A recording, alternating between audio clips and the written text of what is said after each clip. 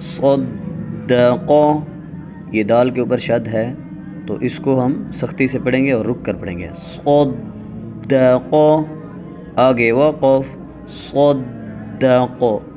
یہاں پر جب وقف کریں گے تو اس کے اوپر جزم آ جائے گی.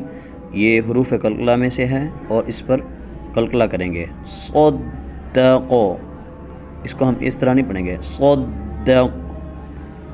عدد، آگے وقف، عدد. یہاں دال کے اوپر بھی 3 دندانوں والی شکل ہے، اس کو شد کہتے ہیں اور شد کا دوسرا نام تشدید ہے. تشدید جو جس حرف کے اوپر یہ شد ہو اس کو مشدد کہتے ہیں. عدد، جسے میں نے پہلے کہا ہے اس کو سختی سے پڑھیں گے اور رک کر پڑھیں گے.